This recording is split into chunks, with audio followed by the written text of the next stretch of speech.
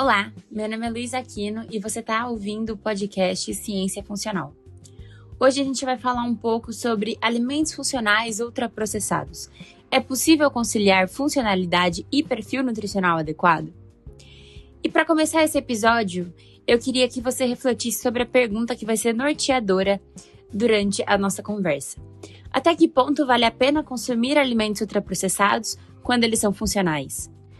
Nesse episódio, nós falaremos sobre a diferença entre alimentos ultraprocessados e alimentos funcionais e a gente vai entender um pouquinho também dessa interseccionalidade e até que ponto que vale a pena ou não consumir esses alimentos. Bom, para podermos entender como conciliar esses dois alimentos, é importante a gente entender suas definições. Para quem não sabe, os alimentos ultraprocessados são formulações industriais prontas para consumo, feitas com ingredientes com nome pouco familiares e não usados em casa. Aquele clássico, os alimentos que a sua avó não usaria, como açúcar invertido, maltodextrina, frutose, aromatizantes, emulsificantes, edulcorantes, espessantes, entre outros. Já os alimentos funcionais são aqueles reconhecidos como alimentos que, além de nutrir o organismo, apresentam benefícios adicionais à saúde de quem consome. A Anvisa lista os seguintes compostos de alimentos funcionais com alegações de saúde comprovada, como os ácidos graxos, ômega 3, os carotenoides que a gente encontra principalmente nos vegetais amarelos e vermelhos, como cenoura, abóbora, tomate, fibras alimentares, como folhas, probióticos encontrados em laticínios, fitoesteróis encontrados nos vegetais e a proteína de soja. Agora, juntando esses dois alimentos, podemos ter os alimentos funcionais ultraprocessados.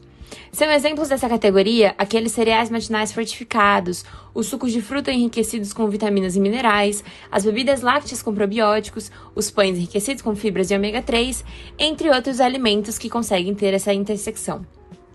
Bom, agora que você já está por dentro das definições centrais sobre esse tema, mostraremos os dados epidemiológicos e globais. Os estudos apontam que uma maior renda foi associada à melhor percepção de alimentos funcionais por adultos de meia idade, enquanto também o maior nível de escolaridade foi associado à melhor percepção de alimentos funcionais por adultos jovens e de meia idade. Em relação aos ultraprocessados, o Brasil segue na liderança entre os países que mais consomem esses alimentos. Mas você deve estar se perguntando qual que é o problema em comermos alimentos ultraprocessados. Afinal, esses daqui que estamos falando possuem até mesmo os compostos benéficos. Mas o problema é, os ultraprocessados, mesmo quando têm compostos bioativos, possuem alta densidade energética, além de muitos aditivos químicos, que geram dislipidemias, aumento do consumo calórico e até afetam a microbiota intestinal. E qual que é a problematização disso? Quais são os impactos para a saúde pública e os conflitos de interesse por trás dos ultraprocessados? A gente tem muitos desafios para conciliar um perfil nutricional adequado e a funcionalidade desses alimentos. A intensa propaganda e a influência do marketing leva a gente a comprar produtos ultraprocessados disfarçados por meio de selos e frases apelativas, como as que a gente comentou, como rico em fibras e minerais, ou auxilia na flora intestinal. Sendo que por trás desses benefícios, encontramos um produto repleto de aditivos químicos, gorduras saturadas e muitas vezes possuem poucos ou nenhum alimento in natura em sua composição. Como vimos anteriormente, o valor dos alimentos ultraprocessados é, muitas vezes, muito menor do que os alimentos in natura. 1 quilo de frango, por exemplo, dificilmente tem o valor de 1 quilo de salsicha, o que torna seu acesso mais escasso às camadas mais vulneráveis da população. E aí, quando a indústria vem e coloca os selos alegando que esse alimento é mais saudável por conter propriedades funcionais, essa camada da população tende ainda mais a comprar esses produtos. Afinal, quem não quer trazer benefícios à sua saúde? Tentando tornar esse jogo mais justo para a população que é alvo desse tipo de marketing, a partir de 2022 foi implementado um novo sistema de rotulagem nutricional pela Anvisa, a Agência de Vigilância Sanitária.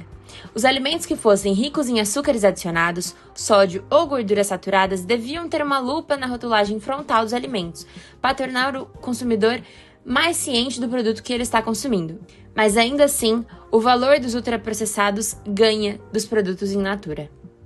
Nesse momento, a gente consegue começar a perceber que tem uma relação entre o consumo de alimentos funcionais de forma medicamentosa e não de forma profilática. Um estudo de Verbeek, de 2005, revelou que tem um aumento de até 25% do consumo de alimentos funcionais quando há a presença de um familiar doente na família do consumidor. Logo, a gente consegue perceber que, pela maioria dos estudos, o consumo de alimentos funcionais está ligado com o autocuidado e a promoção da própria saúde. Outra pesquisa mostrou que consumidores escolhem os alimentos funcionais em maior proporção em casos de problemas digestivos, enfraquecimento do sistema imunológico e níveis elevados de colesterol. Um estudo de Plasek et al. De 2020 mostra esses dados. E qual que é o perfil desse tipo de consumidor? Geralmente são mulheres e famílias com crianças pequenas, que têm a consciência sobre o valor nutricional dos alimentos quando se trata de alegações nutricionais, e consumidores mais velhos, com renda limitada ou doentes, que têm maior interesse por alegações de saúde, de acordo com Cavalieri et al. De 2015.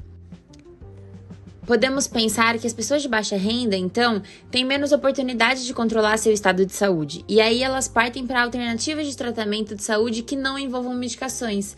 Por isso, entra os alimentos funcionais de forma medicamentosa, entra como chás e uma alimentação que muda ao entorno daquela família quando há um familiar doente.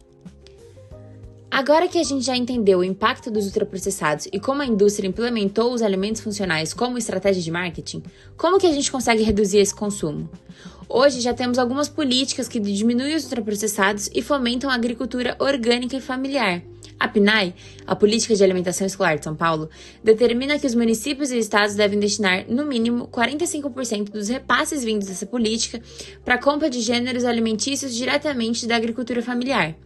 Essa lei fomenta o consumo de alimentos in natura ricos em compostos bioativos, como que falamos anteriormente, como tomate, abóbora, cenoura e vegetais folhosos.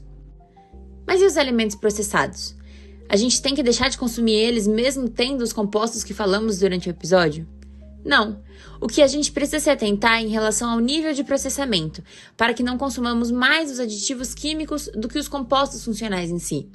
Sempre que você for comprar um alimento, se atente à rotulagem nutricional e veja se há componentes como conservantes e aromatizantes e escolha com consciência. Além disso, uma medida que poderia ser benéfica seriam cartilhas espalhadas em UBSs e postinhos de saúde, apresentando as vantagens do consumo de alimentos ricos em compostos bioativos, como melhora de saúde intestinal, variedade da microbiota, redução do colesterol e da glicemia. Dessa forma, a população estaria mais antenada e faria melhores escolhas no seu prato. Com o final desse episódio, a gente consegue entender que a educação alimentar é o início da mudança de hábitos e na melhora da qualidade de vida. E aí, depois desse episódio, você descobriu se vale a pena consumir alimentos ultraprocessados quando eles são funcionais? A gente percebeu que existem muitos conflitos de interesse e marketing por trás desses alimentos. Mas também aprendemos que os alimentos funcionais podem trazer benefícios para a nossa saúde. Por isso é importante nos atentarmos aos rótulos dos alimentos que comemos e sempre optarmos por alimentos in natura e minimamente processados.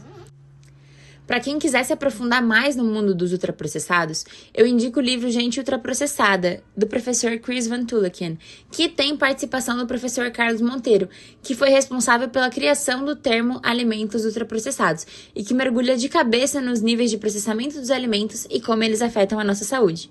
E esse foi o primeiro episódio do podcast Ciência Funcional. Muito obrigada!